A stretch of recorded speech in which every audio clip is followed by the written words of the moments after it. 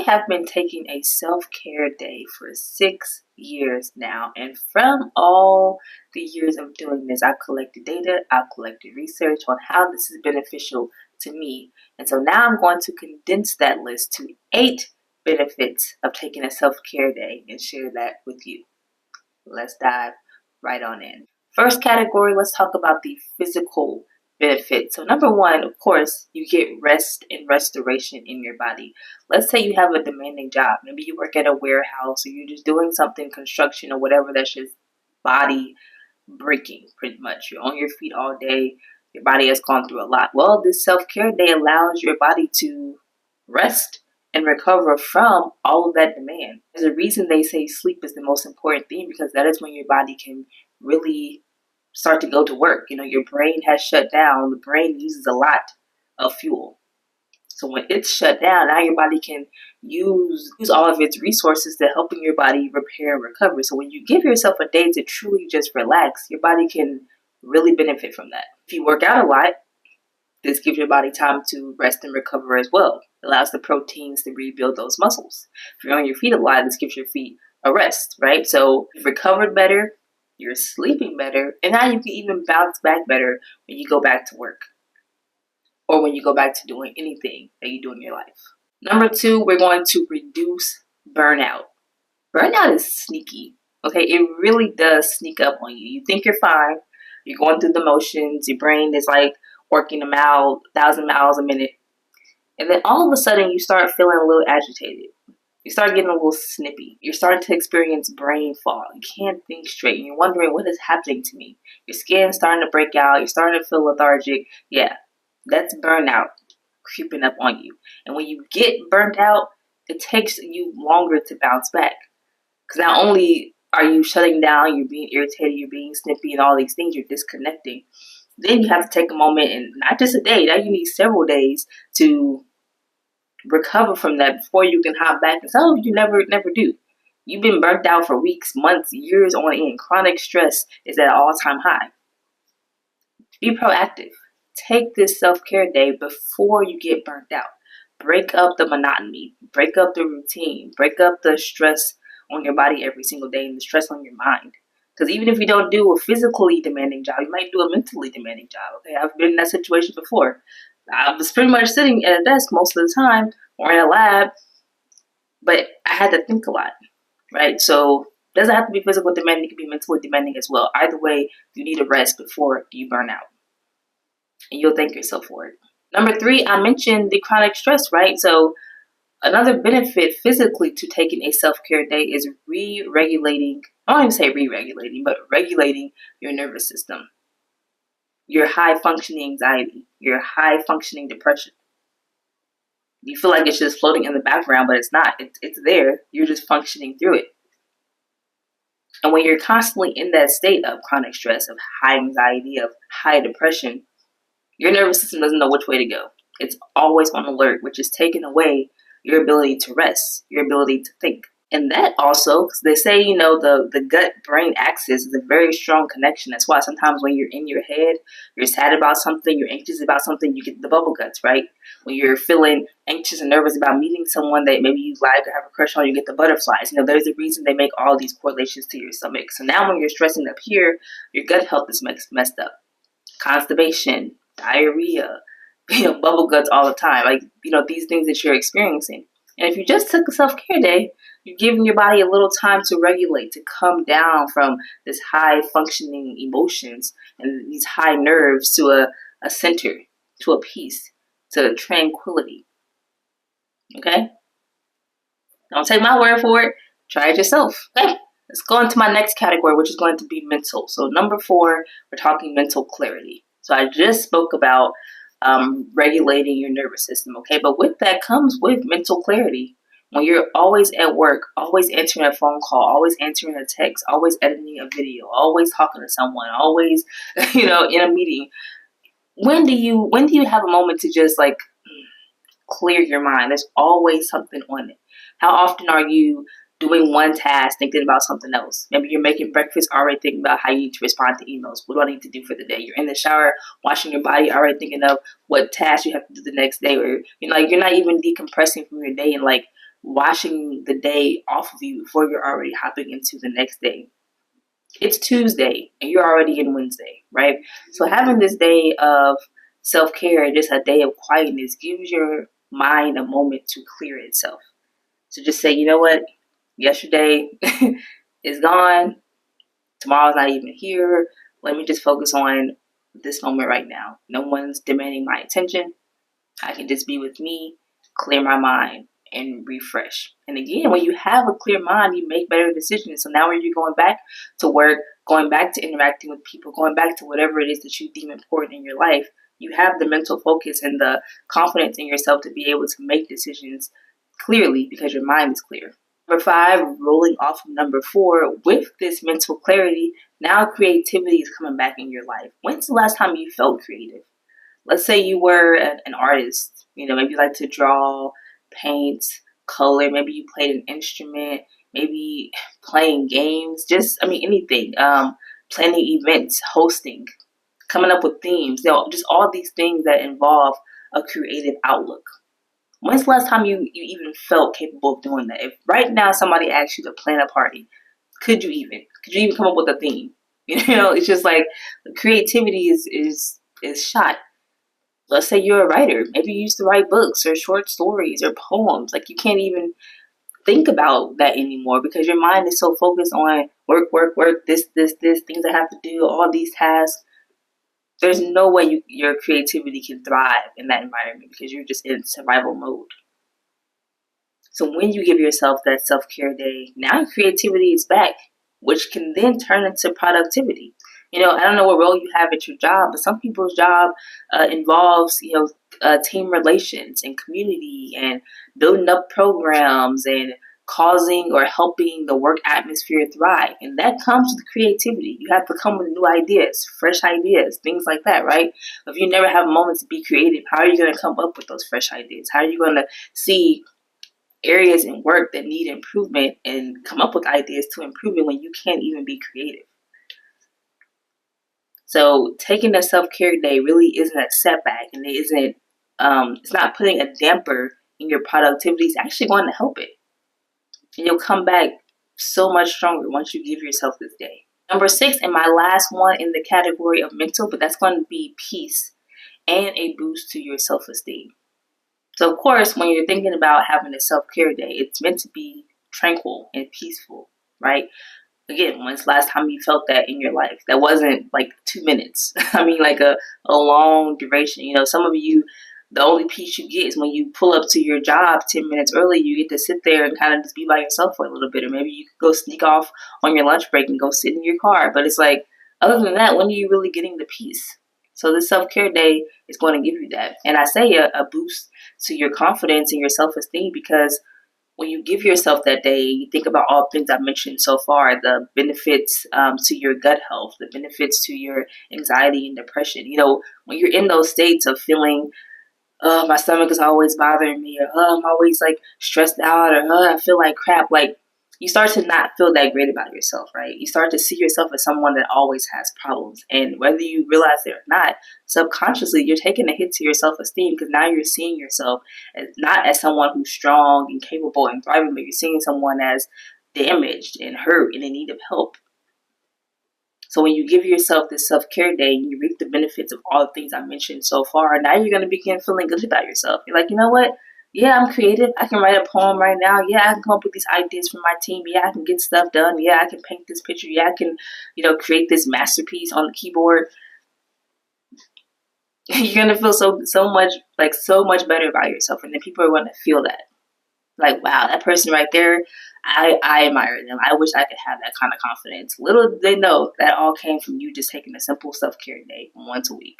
All right, my last 2 tips, I'm going to combine these together. So we're going to have an emotional and a spiritual benefit to taking this self-care day. Number 7, we're getting that emotional regulation. Like I mentioned earlier, when it comes to anxiety and depression, for example, when we're feeling those things in that survival mode instinct, you don't have a moment to process that. You don't even know what you're anxious about, why you're anxious, what you're depressed about, what you're feeling. Like, you don't have time for that. You're like, shove it down. I got stuff to do, right? Shove it down. I got stuff to do.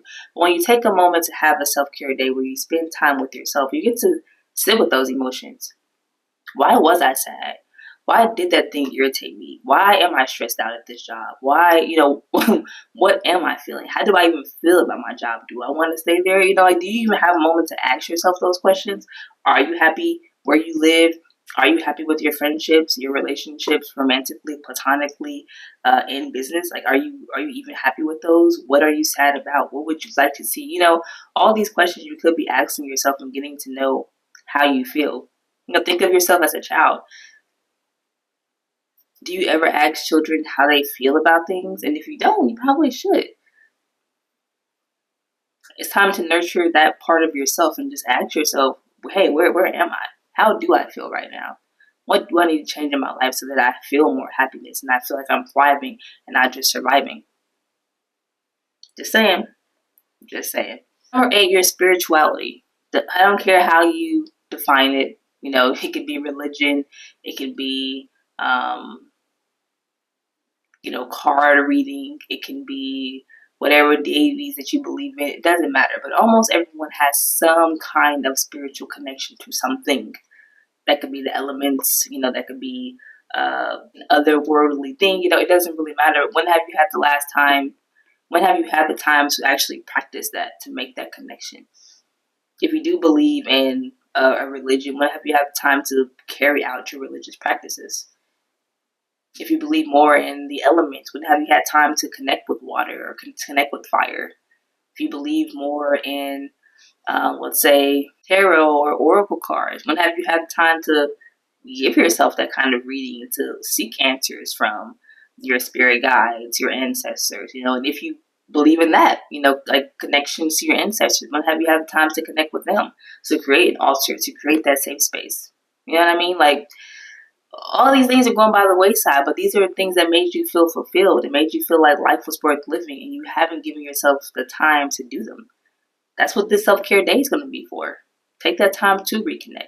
Wake up in the morning and just talk, to whoever. This is the time to recharge and reconnect, and not only to other things, but also to yourself. There's a spirit living in all of us, and are you even connected to your own spirit? Before you go connecting to other spirits that you believe in, when have you connected to your own? This is the time for that. Showing up for yourself means you show up for other people even better. They're seeing you happier, more productive, emotionally regulated, control, glowing, refreshed. You deserve that for yourself, and the people that you love that are around you deserve to see that for you as well. They deserve that version of you. So after my 8 tips, you may be wondering, okay, well, like, what do you even do on a self-care day? Like, I've never thought to do this. To me, self-care seems like I go out and get a massage or like get my nails done. Like, what do I even do? I'm glad you asked. So I'm going to give you some things that I personally do. Like I said, I've been doing this for 6 years now, and I personally do mine on Wednesdays. Okay, for me, that's midweek. Monday and Tuesday can be full of a lot of things, a lot of work, a lot of hard, long days. And so Wednesday gives me that nice, like, okay, let me decompress from Monday and Tuesday. Let me get myself recharged for Thursday, Friday, Saturday, Sunday. And most people probably don't work the weekends, right? So it's also nice having that day in the middle, because then you work 2 days, have a day off, you work 2 days, you have 2 days off, and then you start over, right? So yours doesn't have to be Wednesday. Take whatever day you need. Maybe you want to give yourself a 3-day weekend. Take it on Friday. Take it on a Monday. Do what you can. And I get it. I get it. I work on Monday to Friday. I understand. Okay. But sometimes you just have to ask. I also worked on Monday to Friday. One day I just said, hey, listen, I don't want to work this day. I'm open to working a little bit more on the other days, but I really like this day off. Maybe that starts with a half day. Maybe you get a full day, but you never know if you don't ask. Okay, so just ask. Just ask. Anyway, let's get into what I do. Number 1, I get rid of my phone. So many notifications. I mean, seriously, emails, notifications for this.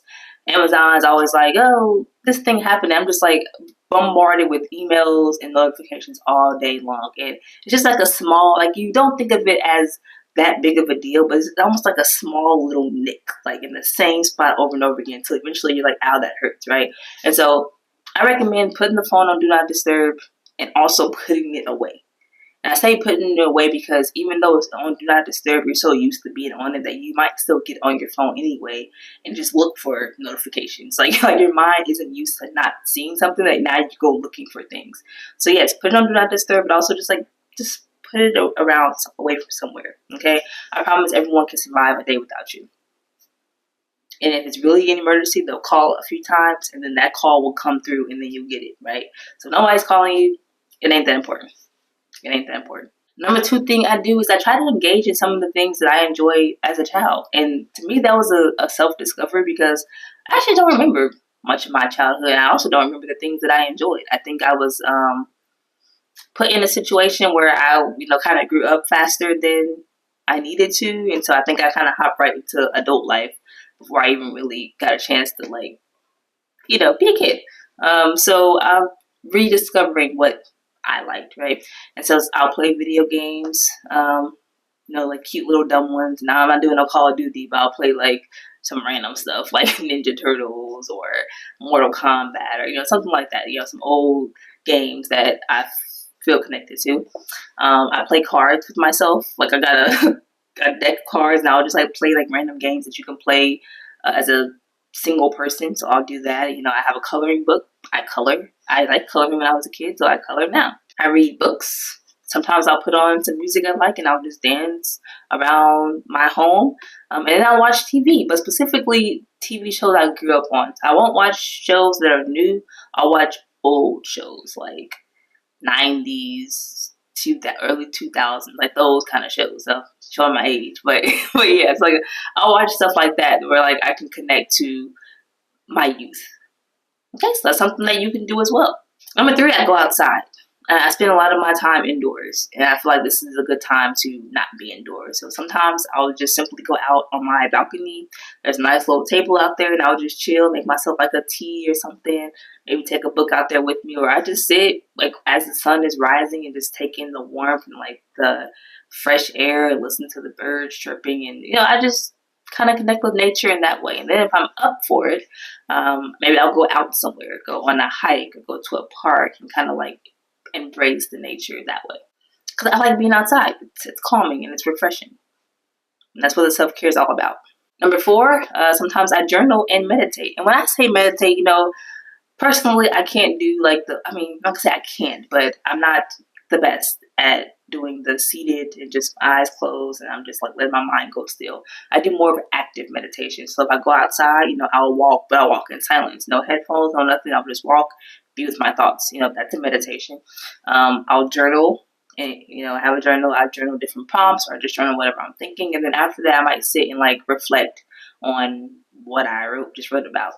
Sometimes I'll take a shower and I do my best thinking in there. To me, that's meditative as well. There's no sound. It's just the water running and me and my thoughts. So, meditate how you feel works best for you. It doesn't have to be the traditional sense of it. As long as you're able to connect with your thoughts and empty your mind sometimes and just let yourself be present in the moment, I think that counts. Next thing I'll do, again, if I'm feeling up for it, this might be my time to take myself out on a date. Okay, so when you think about dating, it might be a little side story, but just think about how you are as a person when you're dating someone. Maybe you're someone who likes to take people out to experience new things. So you invest a lot of money, a lot of your time and energy into taking someone out to new restaurants and theaters and all this stuff. Maybe you are someone who likes to give gifts. So you like to buy, you listen to what people like, you see what they need, and then you buy it for them and you present them hey, there's this gift.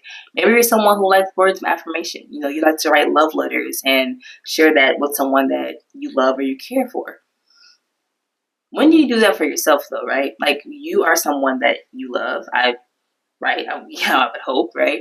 And so that kind of relationship and that love that we give to other people, we need to give to ourselves. So at times I do that. I'll write myself a love letter. I'll buy myself something nice. Maybe I'll leave the home and go to a small little shop or something, just look around, see what they have. If I see something that I like or I want, I'll buy it for myself. If I don't feel like making myself breakfast or, lunch. I'm like, I'm going to take myself out today. I'm going to go try out a new coffee shop. I'm going to go try out a new restaurant. I'm going to go to the library or like go to a bookstore and like check out some new books or a plant shop. Whatever I like, I take myself to do those things, right? Just by myself. I don't need a friend. I don't need a partner. I don't need a family member. Like, this is time with me to cultivate that relationship with myself, because the relationship to yourself is important. It's the one that you're always going to have. You can't leave you, right? Like, everyone else can leave you. You can't leave you. You're always going to be with yourself. So you might as well get to know yourself and spend time with yourself, even if it's a little awkward and uncomfortable at first. And then I'll wrap this up with some things that I don't do, okay? I don't do chores. Sometimes I will. Let me not lie. But most of the time I try to do my chores beforehand or after. But I don't want to do anything heavy. I might wash a dish here or there. Might throw in a load of laundry. That doesn't involve a lot of work, right? But this isn't the time to go deep cleaning your house. Like, again, unless that's something that you find therapeutic, right? Maybe maybe that's your meditation. You're cleaning, and maybe you're cleaning your home, connecting with yourself and your thoughts, clearing your mind, whatever. I'm not gonna tell you what not to do. I just know for me, I'm always cleaning. So I'm like, I don't want to clean on my self-care day. I don't respond to emails. Like I said, phone isn't even with me most of the time. So we're not doing that. And just don't respond to people that irritate you. Like, this is your day where you can ignore people. If, let's say, okay, sorry, I'm getting ahead of myself. I know I mentioned turning off the phone and not connecting with people, okay? But maybe you have a favorite person. Maybe you have someone that being around them actually makes you feel calm, like makes you feel centered. You love connecting with this person. And maybe that day, maybe that's the only person you talk to that day. But like, if your mom's always irritating you, always got something slick to say, your friends always coming to you with a bunch of drama and like just dumping on you emotionally, maybe to this day you ignore those people, right? And you just connect with those that make you feel loved, appreciated, supported, calm, and stress-free. The point is, this is your day. Be unapologetic about it. There you have it. Those are my 8 benefits to having a self-care day, as well as some things you can do for your self-care day. If you like this video, you know what to do. Give me that thumbs up. I greatly appreciate it. And also comment some things that you would like to do on your self-care day. Comment a day. Let's hold ourselves accountable, right? Go ahead and put in the comments what day you're going to start having your self-care day. All that being said, thank you for being here with me, and I shall catch you in my next video. As always, don't forget to crush it.